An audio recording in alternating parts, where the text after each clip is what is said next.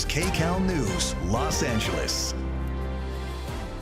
Now at 9, another day in court for former President Donald Trump. He pleads not guilty to multiple charges. He tried to steal the 2020 election. Two Southern California sailors facing espionage charges tonight, accused of selling military secrets to the Chinese. And crooks target a popular West Hollywood eatery, robbing their victims at gunpoint, and even had a getaway car to get ready to go.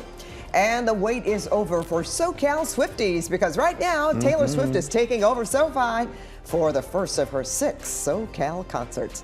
Good evening, everyone. I'm Pat Harvey. And I'm Juan Fernandez. Former President Trump faced a judge once again today, and this time accused of putting America's democracy in peril. Well, the special prosecutor says that Mr. Trump schemed to overturn the 2020 presidential election.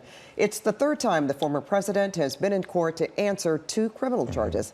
And KCAL News political reporter Tom Wade is here with the latest, including analysis and reaction tonight. And Pat, Juan, once again, a history-making day, right? So the special prosecutor says the former president knew he lost the 2020 election, but plotted with co-conspirators to overturn the results. The president claims he's being politically persecuted.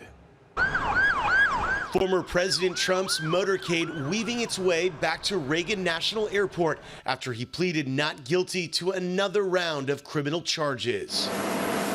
Mr. Trump arrived in Washington for his 3rd court appearance in 3 separate cases accused of criminal conduct. In this case, the former president is accused of scheming to overturn the 2020 presidential election and inciting the January 6th riot at the Capitol. Mr. Trump pleaded not guilty to the 4 felony counts. He spoke briefly before boarding his private jet back to Bedminster, New Jersey. This is a very sad day for America. This is a persecution of a political opponent.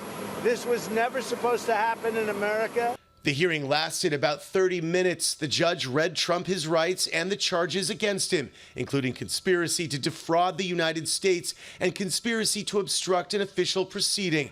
Both supporters of the former president and those demonstrating against him lined the sidewalks. It's bizarre that we're talking about what's become a standard operating procedure, the arraignment of a former president. If you told anybody 10 years ago, oh yeah, 3rd arraignment, people would have thought that you had taken leave of your senses. But here we are in the year 2023. The special counsel, Jack Smith, accuses Trump of trying to use fake electors in order to stay in power and says Mr. Trump enlisted co-conspirators to pressure lawmakers in multiple states to illegally nullify votes. Mr. Trump's attorneys argue the former president was exercising his constitutional right to question the results of the election and that this case is about free speech, arguments echoed by Trump's allies. And you know, in America, you're entitled to raise a question. You're entitled to question whether it was honest or not. That's the uniqueness of the First Amendment. That's the uniqueness of America. But you know what? You shouldn't be prosecuted for your thought. Former Trump White House attorney Ty Cobb. For the simple counter to that is you actually can facilitate and further a crime through speech and be prosecuted for it. You know, if Tony Soprano tells one of his guys to whack a witness, well, that's speech, but that's a crime. The former president is also facing criminal charges in New York, accused of illegally using campaign cash to hide an affair. The special counsel has also charged Mr. Trump with obstructing justice for allegedly refusing to return classified documents. So far, legal and political experts say Trump's strategy appears to be all about delaying the cases until after the 2024 presidential election. The strategy is less likely to succeed in this case as opposed to the documents case because it's less complex. With the documents case, you have classified materials and a lot of them that introduces many opportunities for delay. Less so in this case. But as far as his defense goes, it's really the George Costanza defense. It's not a lie if you believe it. So we'll see how that flies. Mr. Trump will be back in court August 28th. On this case, the former president also faces potential election meddling charges in Georgia. The prosecutor in Fulton County, Georgia, where Atlanta is located, has said she is ready to go with her case, but it's unclear who may be charged in that case. But I was just looking at some of the feeds. Lots of security up at that courthouse in Fulton County, Atlanta. So, already? Yeah. Okay, well, you're talking about, we're not sure when exactly that's going to happen. We know that right now that Mr. Trump is the only person charged in this indictment, but they have 6 co-conspirators who are named, but they aren't charged yet. They're lawyers that he supposedly plotted with. Right. As we've kind of discussed, Pat, we kind of deduced, a number of these people. Exactly. Giuliani, right. Sidney Powell. Yep. Right. John Eastman. Yep. John Eastman. Yeah. And Eastman, of course, being the deep roots in Southern California, was once worked at Chapman University, and has retired since his involvement in this alleged plot came about. So we're waiting to see when those potential charges could come down. If they do. Yeah. If they do. Okay. Okay. Thanks, Tom. Thanks, Juan. Thanks, Pat. Well, a local sailor busted and accused of betraying his own country, which he pledged to defend. That sailor and another from San Diego are facing serious charges of espionage, both accused of selling sensitive U.S. military secrets to China. KCAL's Rachel Kim has details on the case against the sailor from L.A. County. Mr. Zhao betrayed his sacred oath to defend our country and uphold the Constitution. In short, Mr. Zhao chose a path of corruption. Federal prosecutors and investigators announced charges against a local Navy sailor, 26-year-old petty officer Wenheng Zhao, who served as a construction engineer. He's charged with receiving bribes from a Chinese intelligence officer in exchange for sensitive U.S. military information. And in doing so, he sold out his colleagues at the U.S. Navy. Federal authorities say Zhao is from Monterey Park and was working at Naval Base Ventura County in Port Hueneme. He was arrested yesterday. The indictment alleges he was involved in this scheme from August of 2021 through this past May. Prosecutors say Zhao collected and transmitted photographs and videos of restricted areas on Naval Base Ventura County and San Clemente Island in exchange for money. He allegedly sent the intelligence officer operational information about a large-scale military exercise in the Indo-Pacific region. In exchange for the sensitive information, Zhao received payments totaling $14,866. Mr. Zhao used encrypted communications to send the sensitive information. In addition, we charge that Mr. Zhao took photographs of electrical diagrams and blueprints for a radar system located at a U.S. military base in Okinawa, Japan. Federal authorities said the charges are an example of China's brazen efforts to obtain information critical to our national defense. China, among all such nations, stands apart in terms of the threat that its government poses to the United States. China is unrivaled in the audacity and in the range of its malign efforts to subvert our laws. There's nothing more important to the Department of Justice than protecting our nation's security. If convicted of the 2 counts in the indictment, Zhao would face up to 20 years in federal prison. Rachel Kim, KCAL News. And Zhao went before a judge in federal court in downtown L.A. this afternoon. He pleaded not guilty to the charges against him. A deadly car-to-car shooting rattles a neighborhood in Irvine. Residents rushed to help the victim, who later died at the hospital. The shots rang out around 12:30 this afternoon at Athol Avenue and Sego Street in Irvine. Police say a Honda pulled up to a Mercedes. A passenger in the Honda opened fire and shot the victim several times in the upper body. Detectives believe it was a targeted attack. Residents helped treat the victim until paramedics arrived and took him to a trauma center where he died. Things like this don't usually happen in residential neighborhoods, specifically in Irvine, in broad daylight, with people home and walking and out and about. I still believe we are the safest city here, but accident does happen or incident does happen. Police are looking for security video to see if they can track down the gunman and the driver. Now, a brazen robbery outside a popular West Hollywood restaurant. 2 men hold up a couple at gunpoint before taking off with valuables. And this time it was at Craig's Restaurant on Melrose, the latest in a long series of robberies and attacks that have rattled residents. And KCAL News reporter Lauren Posen is live there tonight with details. Lauren. Well, Pat and Juan, these are very bold criminals. Basically, what they're doing is they're going up to people armed and then taking anything they can off of them. And that's exactly what happened here outside of Craig's last night. And let me tell you, it has this entire community on high alert. These things are happening with increasing frequency. They're more serious, they're more dangerous, they're more there are more people involved. It's a sad reality for West Hollywood resident Alan Strasberg. That's why he says he wasn't surprised to hear about another robbery. It happened outside the popular celebrity hotspot Craig's Thursday morning. Los Angeles County Sheriff's deputies say 2 people were approached by 2 armed suspects in dark clothing and masks and stole a watch. They say the suspects got into a white car driven by a 3rd suspect. No one got hurt, but people were definitely shaken, including reality star Haley DeSola Pinto. That's her in this video from outside of the restaurant. She witnessed the robbery and told us she didn't get hurt, but says the whole ordeal was frightening and definitely changed her perspective of how safe she feels in the city. This robbery comes after another scary encounter last month in the 800 block of Larrabee Street. Just look at the security camera video.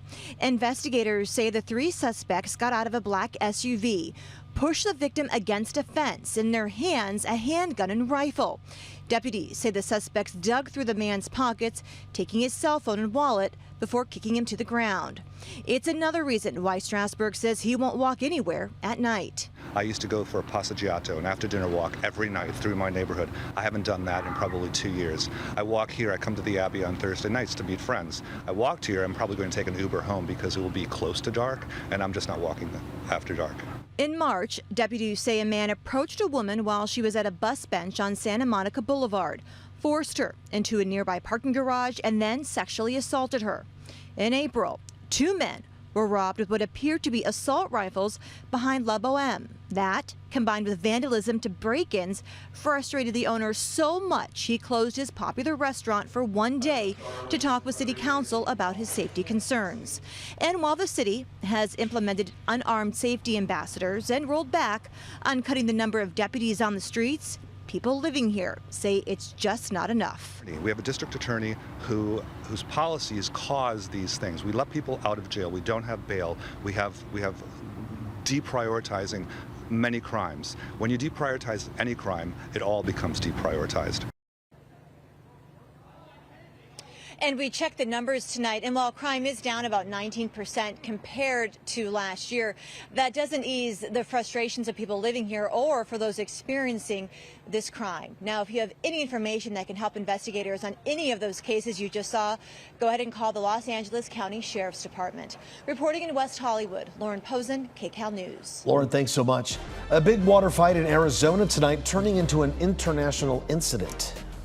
And Saudi Arabia caught up in a controversy in the Arizona desert, accused of siphoning off water from drought-parched farmers. And I'm assignment editor Mike Rogers at the desk. Viral videos of smash and grabs and flash mob style robberies come across our desk all the time, but one isn't passing the smell test. I'll explain after the break. And it's the night Swifties have dreamt about. Taylor Swift's first LA concert is going on right now at SoFi Stadium.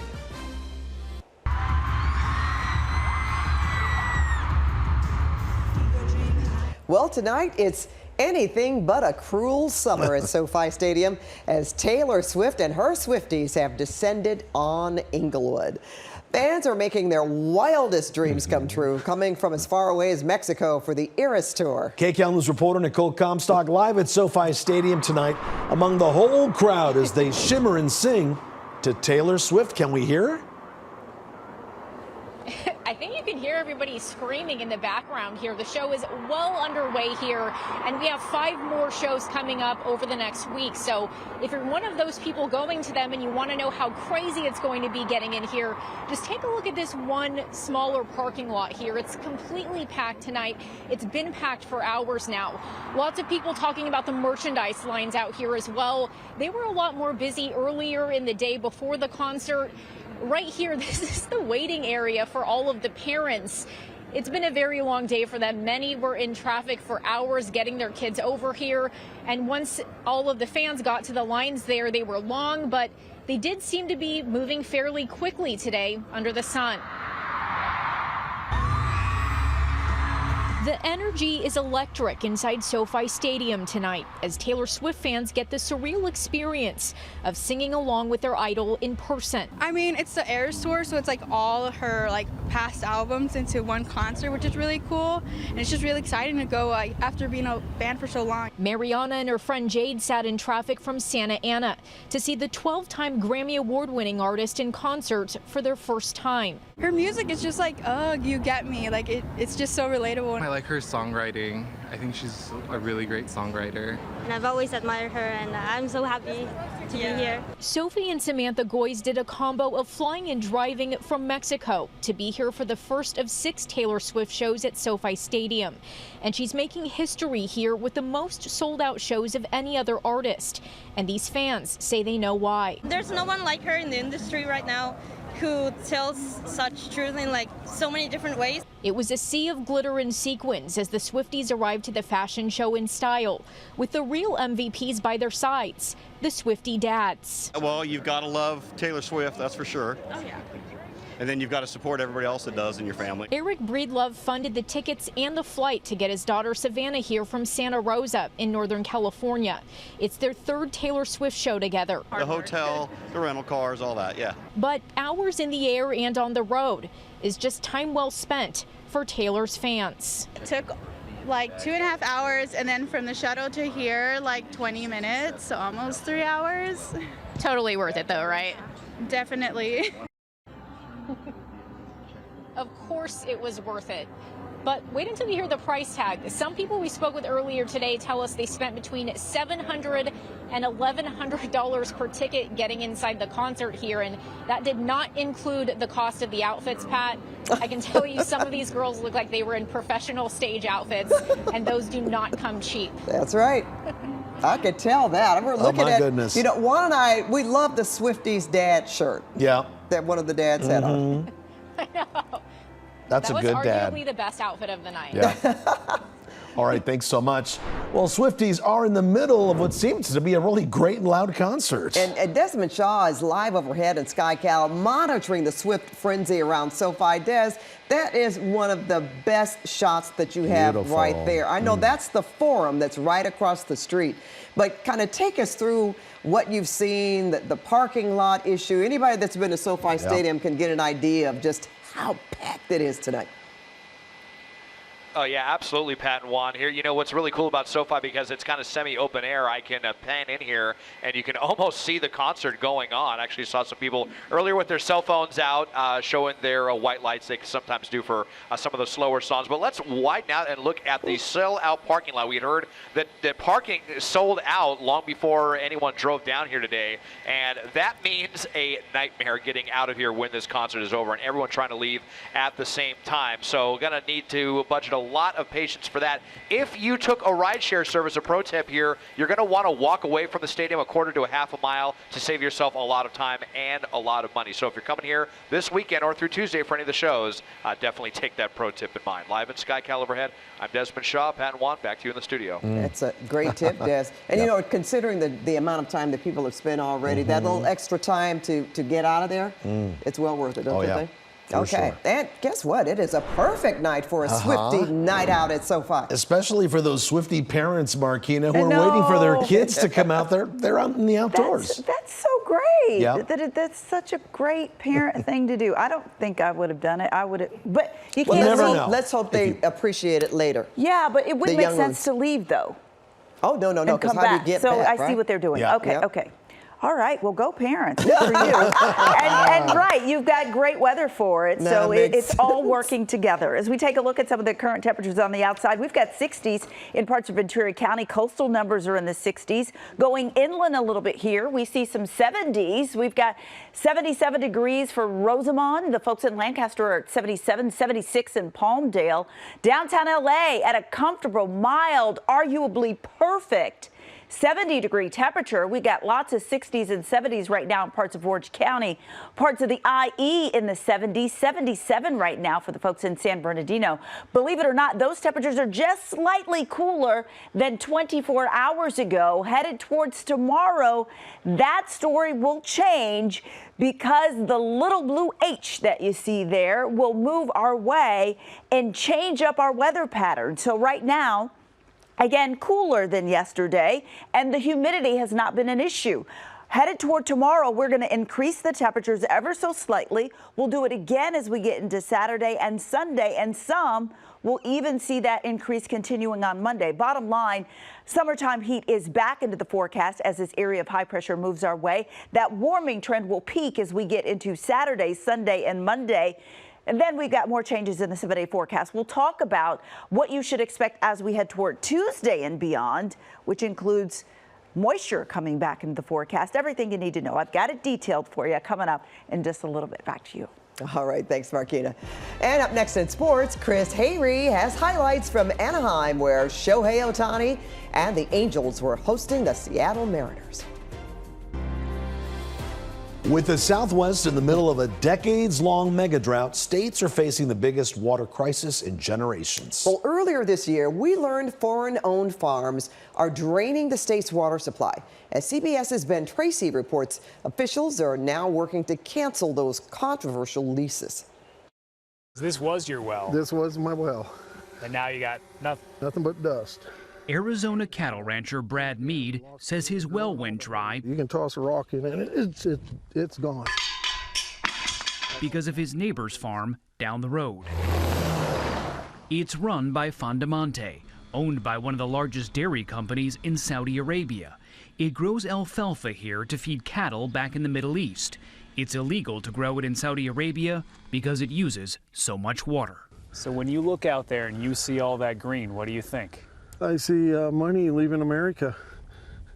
I see water getting depleted. It's pure insanity. Arizona Attorney General Chris Mays, a Democrat, says Fondamonte bought vast tracts of land in western Arizona where there are no regulations on how much water can be pumped out of the ground, so the state doesn't monitor it. Fondamonte also leases thousands of acres from the state itself, deals approved by state officials no longer in office.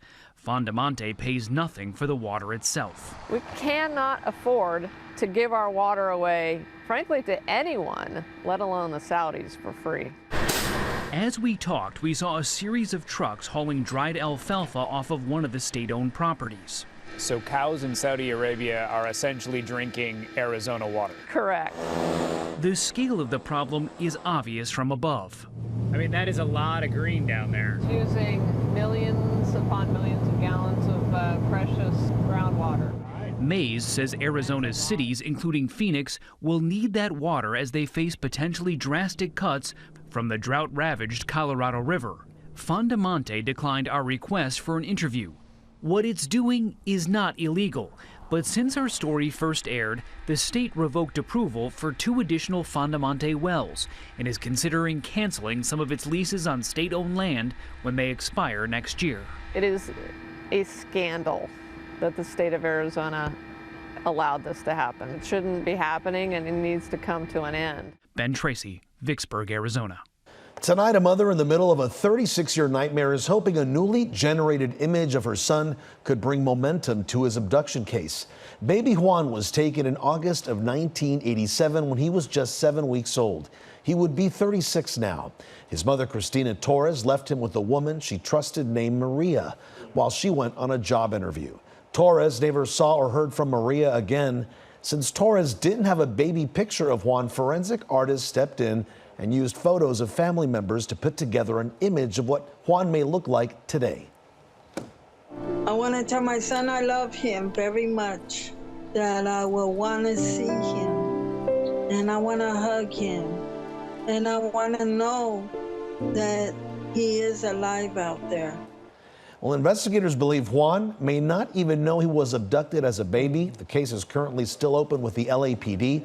Anyone with information is asked to call 1-800-THE-LOST. Well, now here at 9 o'clock, we see them frequently here in the Southland. Dramatic smash and grabs and robberies at luxury stores.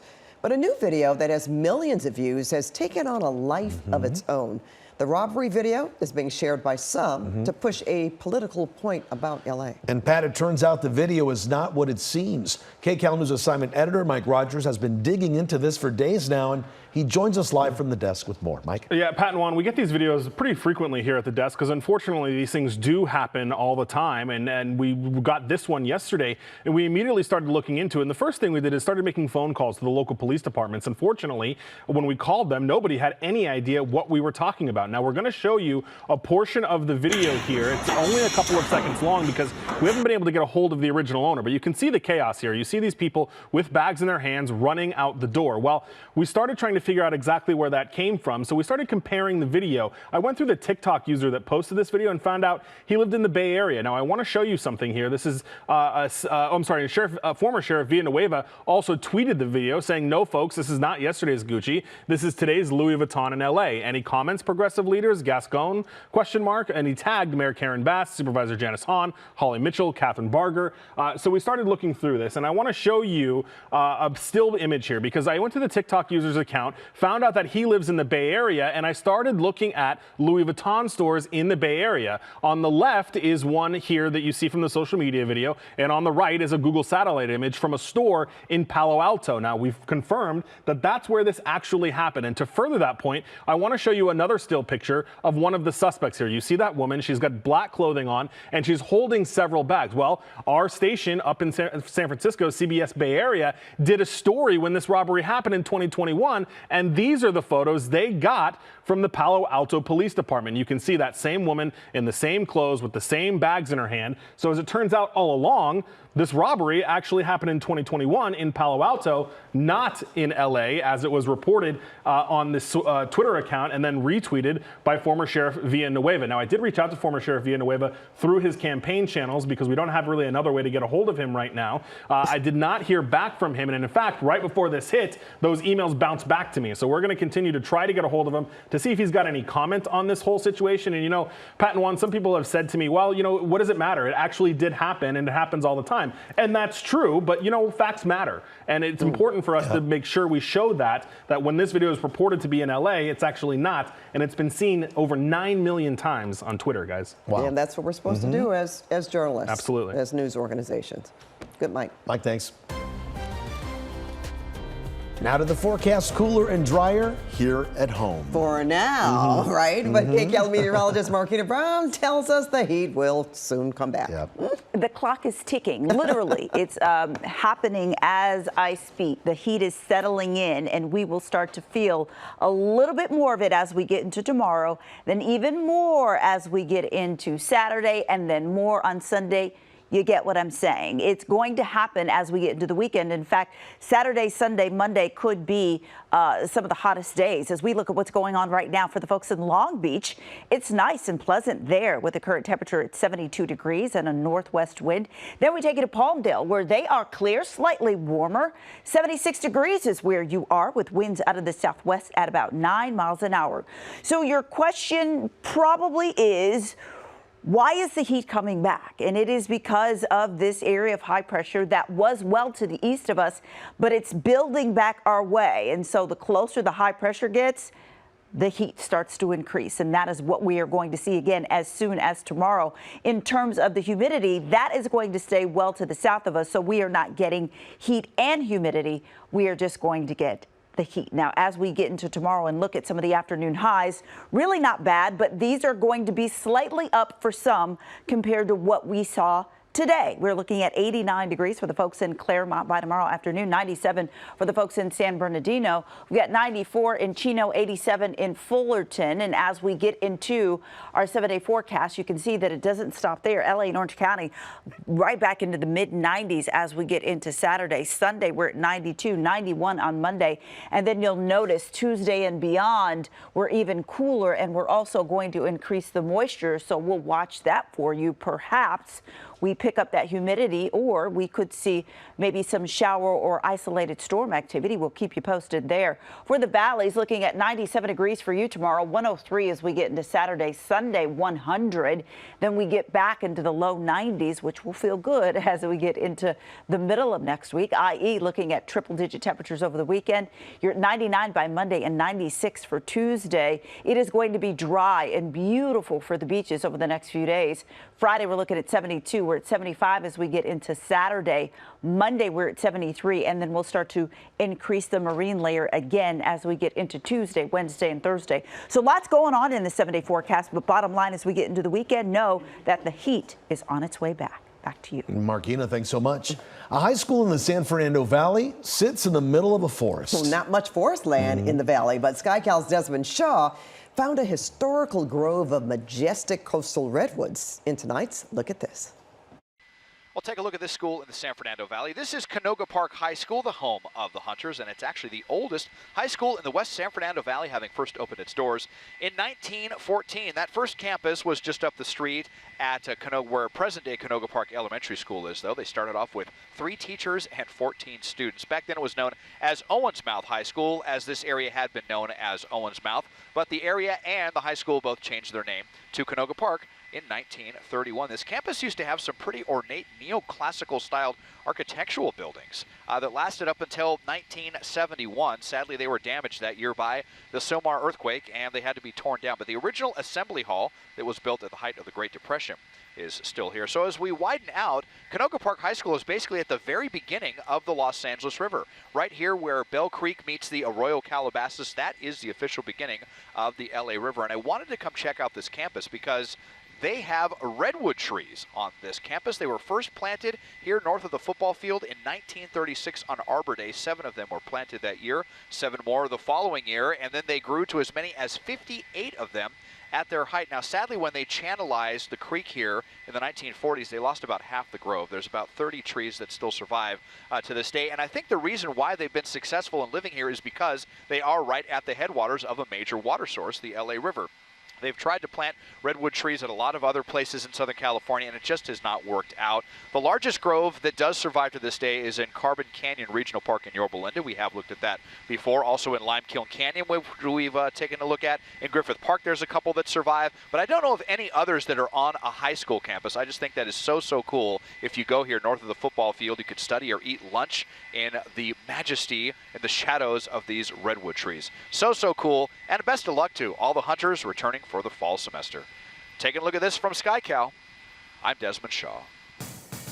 And if you'd like Desmond to take a look at something interesting in your neighborhood, just write us at lookatthis@cbs.com.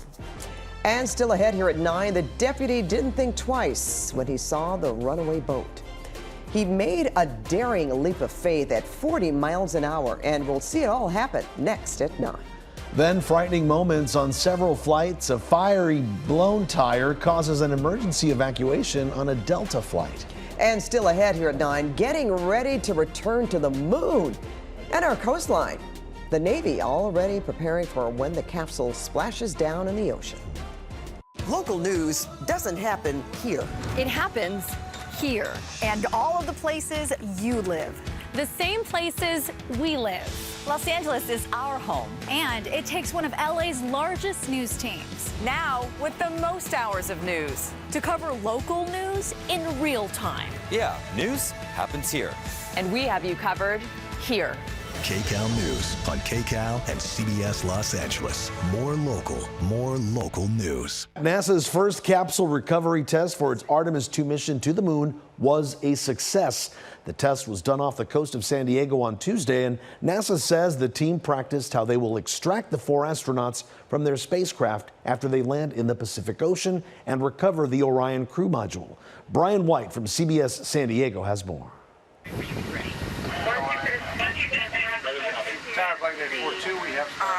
It was special to be a part of this. You know, it's a history-making event, is what I told the crew. The first capsule recovery test for the Artemis 2 mission right here off our San Diego coast was successful.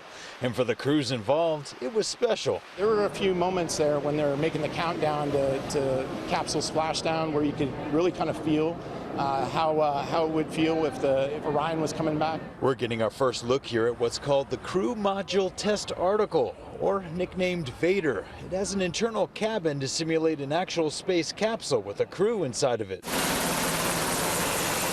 Nothing goes the same out there, you know, everything's different. Ryan Kreider was the command master diver for Artemis 1. For this next mission, they're faced with the challenge of extracting 4 astronauts from the capsule. We begin to inflate it's called a front porch. Basically, it's just a big inflatable that we put all the astronauts on. We pull it off to a safe location, and that's where the helo will come in and extract them. With a full training workup and capsule recovery now under their belt, NASA crew members are feeling confident. They're ready for the next phase of training. It was really exciting. This is a big, complex operation. Everybody was just wonderful, and this is a once-in-a-lifetime experience to be out in the water and doing what we do. Lily Villarreal is NASA's landing and recovery director, and for her, being a part of history is surreal. Yesterday, we were like, we did it. We met all our objectives. We were successful, and it hasn't hit me yet. You know, I think tomorrow it will. Very exciting there. The Artemis mission is tentatively scheduled to launch in November of 2024.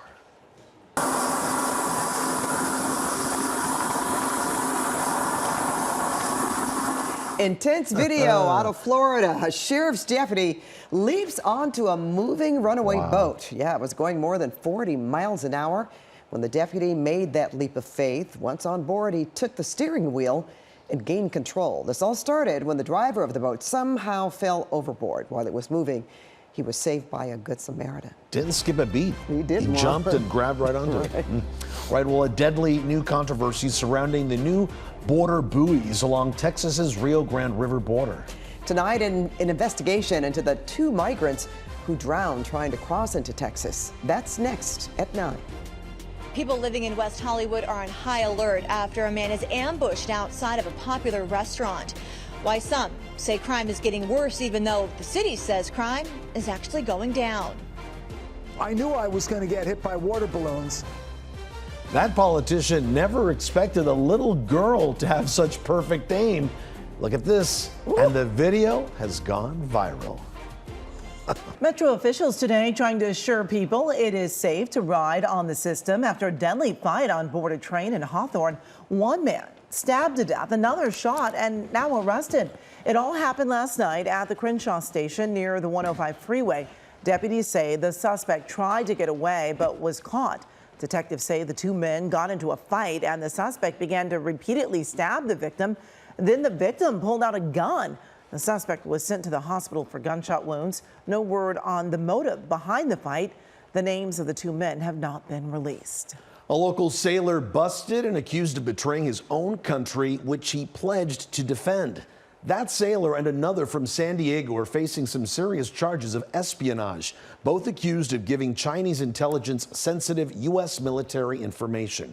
KCAL's Rachel Kin has details on this case against the sailor from L.A. County. Mr. Zhao betrayed his sacred oath to defend our country and uphold the Constitution. In short, Mr. Zhao chose a path of corruption. Federal prosecutors and investigators announced charges against a local Navy sailor, 26-year-old petty officer Wenheng Zhao, who served as a construction engineer. He's charged with receiving bribes from a Chinese intelligence officer in exchange for sensitive U.S. military information. And in doing so, he sold out his colleagues at the U.S. Navy. Federal authorities say Zhao is from Monterey Park and was working at Naval Base Ventura County in Port Hueneme. He was arrested yesterday. The indictment alleges he was involved in this scheme from August of 2021 through this past May. Prosecutors say Zhao collected and transmitted photographs and videos of restricted areas on Naval Base Ventura County and San Clemente Island in exchange for money. He allegedly sent the intelligence officer operational information about a large-scale military exercise in the Indo-Pacific region.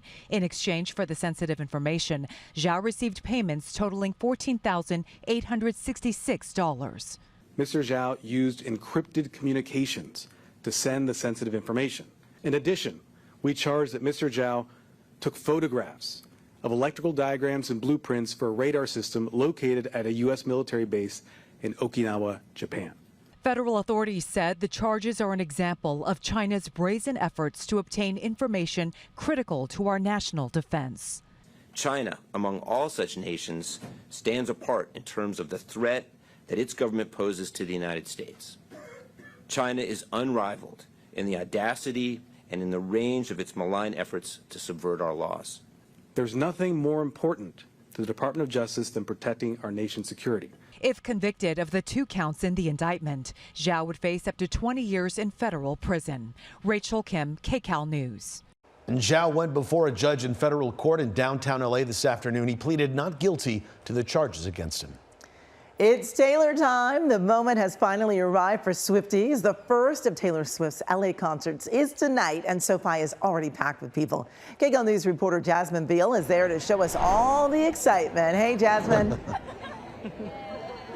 Hi, and you know, it's hot, but it's not too bad, and that's a good thing. Look at the crowds, though, that have formed right outside of SoFi Stadium. Hey, everyone, yeah, the gates here open at 4:30. Showtime is 6:30, and I got to tell you, Inglewood has never seen so much sparkle, fringe, and butterflies. So here's the thing. It turns out Inglewood is no longer the last U.S. city in this tour. The 12-time Grammy winner announcing even more dates in the fall. I don't want to keep secrets just to keep you and I. It's day 1. I can still make the whole place shimmer. Of Taylor Swift's 6 shows here at SoFi Stadium in her Eras tour. Taylor Swift! I have been counting down the minutes and the hours until this concert. Fans lined up hours prior, dressed in the pop star's image. I'm from her Fearless tour in 2008, where she is dressed as marching band Taylor. This is the Lovers era, Yes. so you have to get like heart everything. Exactly. Yeah, the earrings, the pink, head to toe. They bought more T Swift merchandise. This is the thing that everyone wants. This is crew neck. Really? And exchanged friendship bracelets. What do they all say? Lover? You want to trade friendship bracelets? Yes. That's what Swifties do. The Eras tour swept through the states this summer. This is her I went to second. Seattle. I made an earthquake in Seattle. One online research group, Question Pro, estimated that the U.S. leg will generate $5 billion in economic impact. Many people here paid hundreds of dollars for a single ticket. We're talking 500? A little more. 700? Around there. Per ticket. Something like that. Even thousands. The package was $8.99, and then you have to, and then plus like the actual seat, so it was about 1,000 or like 1,100. But Mom Jennifer Ralph says it's worth every penny for her daughter celebrating her 16th birthday, even named after the singer. We feel like this is like the soundtrack of her life. You know, I've sort of baptized her with Addison Taylor Swift. The excitement grew outside the gates Thursday. Caused an earthquake tonight? Absolutely. We got to do better than Seattle. With these fans overjoyed, this is no longer her final set of shows in the U.S. All right, back out here live. Taylor Swift is making history here at SoFi Stadium with the most sold-out shows of any artist. And think about it. I mean, this stadium can hold more than 70,000 people every single one of these 6 nights. And speaking of friendship bracelets, as I'm standing here, Ava walked up. You wanted to exchange a bracelet? Yeah. All right, let's do it again. This is what we do, right? Any one you want. Okay, and you're just coming to the concert tonight? Uh-huh. You're about to head in? Uh-huh. Have a blast. Oh, Thanks, pick one. you too. Oh, yeah. Take This any says, you want. tea break. Heartbreak Prince. Heartbreak. All right, guys, I'm adding to my collection here. Live here at SoFi Stadium, Jasmine Beal, KCAL News. Thanks, Ava. How lucky are you? She's a Swiftie, right? I know. Just by Next being thing- there today. Yeah, next thing we know, she'll have a ticket. Uh-huh. Yeah, you got to get the ticket now, Jazz. All right, Jasmine, thanks. And Swifties, of course, are starting to pile into SoFi's parking lot. We're getting a bird's eye view right now of the party. Oh, yeah. Desmond Shaw is live overhead, and SkyCal monitoring the Swift frenzy around SoFi. That's right. Desmond. Amy and Juan, few bigger venues than SoFi and few bigger artists than Taylor Swift. Really a perfect match here for her shows tonight through Thursday. Now, the trick definitely to get here early, if at all possible. You can see folks that are streaming into the parking lot are being treated to a pretty easy drive here. You see Prairie Avenue. A totally different story here probably in the next couple of hours as it begins to fill up. Everyone out here still waiting to get into the gates, which should be opening in the next 20 minutes or so. The show is set to begin around 6:30. I'm guessing that Taylor won't come on until sometime around 8 or 8:30. Pro tip here, you know, if you are headed down here by Uber, when you leave, it can be extremely expensive and can take a long time for your car to get to you. So I would recommend walking out if you can on Century or Prairie Avenue. Save yourself a lot of grief. Or if at all possible, you got the Crenshaw line that goes pretty close as well, and just a brisk walk from there down Prairie Avenue to the show. Either way you slice it, though, I'm sure it is going to be a very memorable event. Live in SkyCal overhead, I'm Desmond Shaw. Amy and Juan, back to you in the studio. That's the way to look at it, Des. Thanks so much. And believe it or not, there are still tickets left for Swift's other 5 shows at SoFi, but they're not cheap. As you heard in Jasmine's piece, prices start at $428 on StubHub. If you buy or sell tickets on StubHub, here are some tips. Going in smaller groups, single tickets sometimes are even a better chance to get in for a good price. Following the right day that you have the tickets, you're checking to make sure the section row seat are there, that you're also monitoring your email. So as soon as you see the confirmation come through, you're also executing your sale and sending your ticket to that lucky buyer. Well, StubHub says that Swift is selling 17 times more tickets in the U.S. than Beyonce. Wow. Yeah. Swifties outpacing the Beehive. Well, we're going to continue to follow the Taylor Swift takeover of LA over the next few days on KCAL News and KCALnews.com. Wow. I was telling Amy, I hope they stream this concert at some point because I'd watch it at home. Yeah, I'd like to see it. We don't have tickets, that's so right. That's the only way we can see nice it. to see it. All right, coming up, a school splurge. That's right. Parents shelling out more cash to send their kids back to class. How you can avoid a back-to-school spending hangover. And are you tossing and turning on these hot summer nights? Tips on how you can get better sleep in the heat. And good afternoon. We are feeling enchanted. Today, we are looking at mostly clear skies this evening. And of course, weather-wise for Taylor Swifties will be picture perfect. Won't be shaking off any raindrops there. Also, a weekend heat up coming up. I'll have all those details. KCAL News is sponsored by WSS, Shoes Style Selection. Fire crews are trying to figure out what caused a home to go up in flames in Sylmar this afternoon. Assignment editor Mike Rogers is at the desk. And Mike, fire crews say this one was difficult to put out? Yeah, it's pretty impressive flames when SkyCal got overhead, too. This happened on Oscar Street, right near Gladstone and Astoria. You see the smoke behind me here and some of the flames. We'll show you the video full now. Firefighters say when they got there, they experienced extreme packing conditions or extreme storage conditions, which made it very difficult for them to get in and do their interior attack, which pretty much led to the fire coming up into the attic. I was playing back some of the radio traffic, and that's where the bulk of the flames were. As you see them shooting out here, you see that one firefighter just sitting there on the roof pouring water on it. There was another from the side that was shooting water into the window. It did put up a decent cloud of smoke. There was a firefighter who was also injured in this. The fire department says he suffered some heat exhaustion and had to be taken to an area hospital just for evaluation. You'll see video of him in just a second here. He's laying on the ground being tended to by his colleagues there, but it did appear that he was conscious and breathing as they did take him to the hospital. But as we come back out here to the desk, they're still looking into exactly what caused that fire, but did say that they had a difficult time putting it out because of everything that was inside, guys. All right, Mike, thank you. Well, summer is winding down and students are heading back to class, and some experts are predicting an increase in back-to-school spending this year. Amanda Sansone has a look at how much more parents are expected to spend and tips to save some cash. New school year, new expenses. Parents are shelling out more cash in 2023 to send their kids back to class. According to a new Retail Me Not survey, the average American household will spend $1,498 on back-to-school supplies, electronics, and clothes. That's $251 more than last year's spending average. Just like with everything else that costs more, experts say parents can blame inflation. It adds up so fast. It's kind of like Christmas. We're buying 100 different things from 100 different vendors, and it's so easy to lose track. So, what can you do to save money and avoid a back-to-school spending hangover? Jessica Allen from the website Living Well, Spending Less has 5 tips. 1. Take inventory of what you already have, and then decide what you really need right now, and put the rest on a wish list. 2. Set a budget, and then involve your kids with the shopping. The easiest way to do this is to give them the cash. This is a life skill. The budgeting is a life skill, and actually paying for items at the counter and interacting with the service staff. 3. Buy in bulk and split the cost with other parents, neighbors, or friends. 4. Stretch those electronics a bit longer instead of splurging on new ones. Look into items that you can swap or pass down. Is there a graduated senior who no longer needs that graphing calculator? And finally, wait for the shopping rush to pass. Wait until your children get into their classes and see what the teacher is actually asking for. For Consumer Watch, I'm Amanda Sansoni. Well, the summer heat could actually be keeping you up at night. Researchers at the Cleveland Clinic say heat decreases a person's deep or REM sleep. They suggest the following remedies to help you sleep in the heat. Okay, first off, pick bed sheets that are more cooling and don't trap in the heat. Set the thermostat between 63 and 67 degrees. Take a cool shower before bed and pick the right clothing to sleep in. Typically kind of loose cotton clothing or not wearing anything to sleep tends to be better versus synthetics. Well, there you go. The experts say it's also important to watch what you eat before bedtime.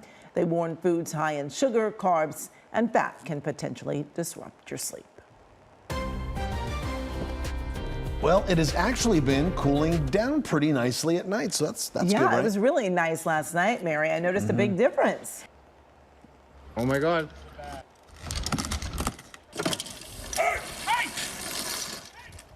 Didn't even faze the bear, right? It looks like this bear is ready to tee off first.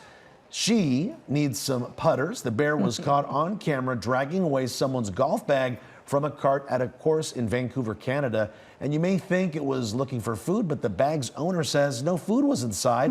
So all the bear got was a dozen balls and a bag of teas. That's T-E-E-S. Yes. Tea. Right? Disappointing. Right. Well, the blue whale might lose its crown as the heaviest animal in history. This comes after fossils of a massive marine mammal were recently discovered in Peruvian deserts. Now, according to the University of Pisa, the Parasutus colossus, which has been extinct for centuries, may have tipped the scales at 750,000 pounds. Wow. By contrast, the blue whale is just over 400,000 pounds. However, the researchers involved with the dig admit that, more fossils are needed before a better weight estimate is given. It's not always easy to get mail delivered in remote areas, and now in the UK, the Royal Mail is testing a service that gives a whole new meaning to airmail. They're delivering the mail by drone to the Orkney Islands. Roughly 300 residents live there.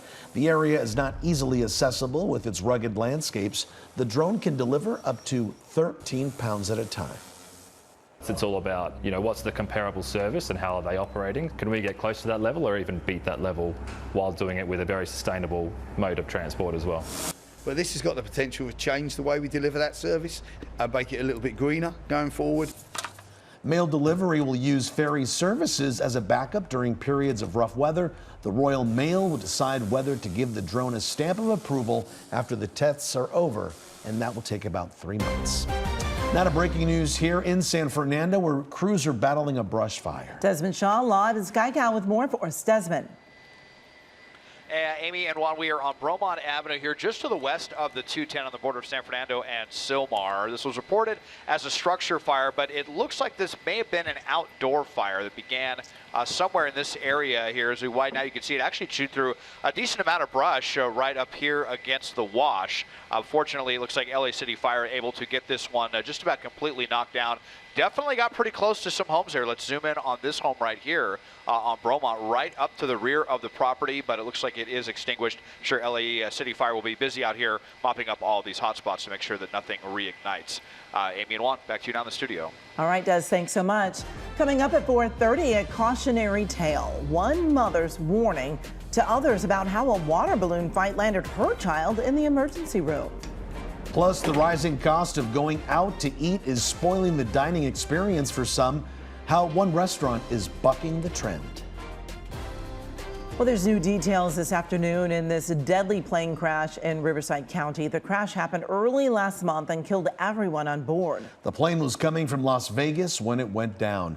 KCAL News assignment editor Mike Rogers is at the desk. And Mike, investigators just released their preliminary findings, right? Yeah, Juan and Amy, they did, and it's shedding a little bit of light into exactly what happened here. As you said, that plane left Las Vegas Harry Reid International Airport. It originated out of Temecula out there in French Valley, took off to Las Vegas, and then was on its return flight. We'll show you video from the scene here when this crash happened. It was a very bad crash. It was fiery. Everybody on board died, including 2 crew and 4 passengers on there. Now, you're looking at the video here because this may have played a role. The fog in the video, you can see even the daylight hours, it was really difficult. Well, the NTSB has released their preliminary findings saying that the pilot came into land and executed what's called a missed approach, meaning he got down almost to the runway and decided that he wasn't going to land, came back up and asked the air traffic controller to reroute him back to the airport. Now, he was flying under what's called IFR conditions, which is instrument flight rules. That means the visibility was so bad he couldn't see in front of him and was using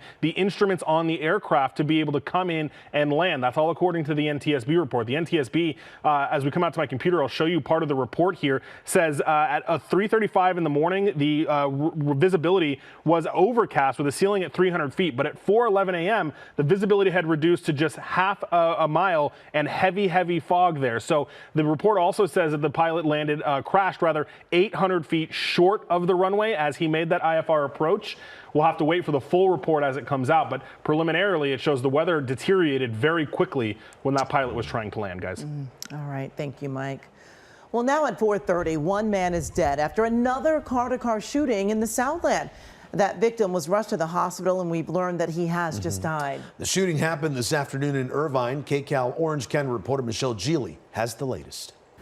Irvine used to be the most safest cities in the United States, so I still believe we are the safest city here, but accident does happen or incident does happen. Ann Hu's Irvine neighborhood is swarming with police after a car-to-car shooting about 12:30 this afternoon. Callers indicated that they could hear a man outside screaming for help. So we don't have those details at this time as to whether he got out of the vehicle himself or if he was dragged out of the vehicle. Officials say the victim was shot in the upper body several times by a passenger in a Honda that pulled up next to a Mercedes. Police think this is a targeted attack. Things like this don't usually happen in residential neighborhoods, specifically in Irvine, in broad daylight with people home and walking and out and about.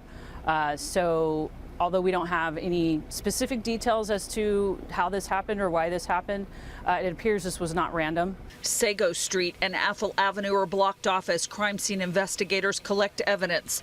After residents helped treat the victim, paramedics took him to a local trauma center. Late this afternoon, police revealed that the man, who is from South Orange County, has died. Detectives are knocking on doors hoping to get security camera from residents in an attempt to get more information about those 2 cars that fled the scene here, again described as a Mercedes sedan and a white Honda, possibly a Civic or an Accord. In Irvine, Michelle Geely, KCAL News. A massive project that will let Project Angel Food feed more people in need took a big step today. It was the ceremonial groundbreaking on its brand new facility on Vine Street in Hollywood, which will be named for the Chuck Lorre Family Foundation. It will be 30,000 square feet and triple their meal production capacity. Project Angel Food started by providing meals for people with HIV and AIDS and delivers them to the homes of men and women and children with all types of critical illnesses. Actress Cheryl Lee Ralph, a trustee with the organization, got emotional when she talked about all those who've been helped. And I think about how many of them died and gave their life for us to be able to help and support other people now in the present. Project Angel Food has already raised $41 million of the $51 million needed to complete the construction. The current facility will stay open to continue feeding those in need. All right, you may have noticed a slight dip in your grocery bill, but eating out can still be expensive. KCAL News reporter Michael George shows us how one restaurant is really bucking that trend and catering to its customers in an affordable way. Morgan's Brooklyn Barbecue is shaving a little off the top. St. Louis pork ribs, we lowered the price on. We actually increased the size. This Texas-style barbecue with a Brooklyn flair now costs just a little bit less. How much are we talking about in terms of lowering the price? A couple of dollars, $1 or $2. After seeing food, goods, and labor prices skyrocket during the pandemic, Morgan's owner, Matthew Glazier, says his costs on some items have finally come down, and he's passing along that savings to his customers. In order to get more customers in order to get customers to come back, there have to be some sort of value. Anytime I can save $1, I love it. While the cost of cooking at home has cooled off a bit, dining out remains pricey. The most recent government data shows grocery store prices were up 4.7%, while restaurant bills were up 7.7%. When you see grocery prices go down, they go on sharply, whereas restaurant prices don't go down as sharply. There's a lot more built into the restaurant pricing. Overall, restaurants are faring well in spite of generally higher prices thanks to strong demand and low unemployment. But some consumers are watching their wallets. Recent data from Revenue Management Solutions shows quick service traffic was down, with almost a third of consumers spending less on restaurants, and 1 in 3 of that group reducing their order size to save money. Morgan's customers say wherever you can get a deal, a buck is a buck. That's $1 extra, and it leaves you with a very positive experience. And that's worth every bite. Michael George, KCAL News. Up next here at 4, strumming up enthusiasm. An auction is promising a state of nirvana to the highest bidders. The iconic items for sale next. Plus a double dose of fun for those who play Monopoly and Scrabble. The winning moves by the classic board games next.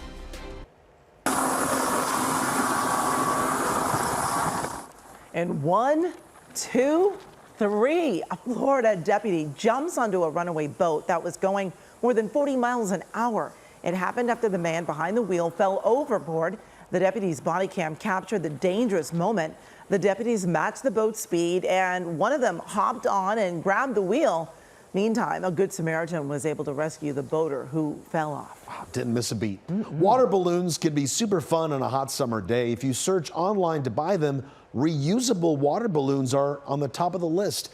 On your sides, Christine Lazar shares a cautionary tale about one type of reusable water balloon that sent a girl to the emergency room.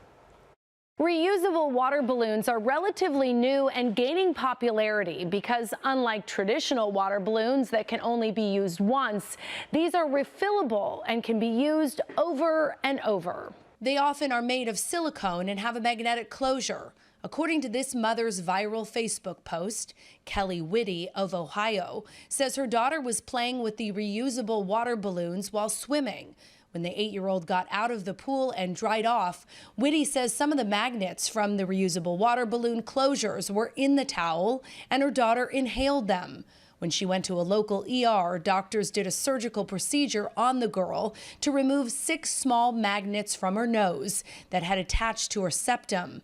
The magnets were so powerful they formed a hole in the nasal septum because the tissues had been compressed, according to pediatrician Nicole Baldwin. That's really why we worry about these magnets, because if they get in the nose, especially if they get swallowed, then they can cause tissue damage because they adhere to each other.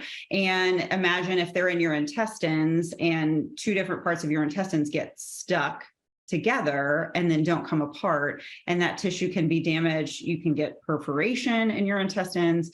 There have been deaths associated with these magnets. Dr. Baldwin says parents should use these with caution. Warn your kids about the danger of magnets. And if they're younger kids who tend to put things in their mouth, keep them away altogether. Make sure you're around when they're playing with them, and keep a close eye on your pets so they don't chew on the balloon and ingest the magnets. Finally, there are reusable water balloons without magnets or those that have the magnets embedded in the silicone, so they're less likely to be ingested. Christine Lazar, KCAL News. Wow, those are all great tips. I've never heard of these water balloons before, but keep in mind if you are planning to have a water balloon fight in your yard, the weather is heating up, and how about just using an old-fashioned balloon? Exactly, right? Mary. Yeah. Those might be the best of all. You know, the old-fashioned that break. And, yeah. Just get the hose. I have bought those water balloons this season, and they With hurt. magnets? With the magnets, yeah. Wow. Because they were, I guess, really popular online and really inexpensive. Now you know. My girls used it, but as they were throwing it, it hurts. It's not like the same as the, the plastic ones that we threw in. So. There's lots more news ahead at 5 on CBS Los Angeles, Channel 2. That's right, preparing for a trip to the moon inside the NASA training mission off the coast of Southern California. Plus, Taylor Swift's LA concert series is about to start. If you don't have a ticket, you can still get one, but they're not cheap. We're tracking resale ticket prices. That's right, we'll have all that and so much more ahead on KCAL News at 5 on CBS Los Angeles, Channel 2. And still to come at 4, all aboard the gravy train. An amusement park ride that serves up some of your favorite holiday fixins'.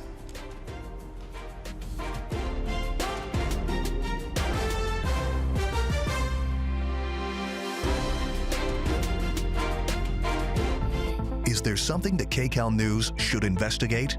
Call the KCAL News Investigates tip line at 818-655-2442.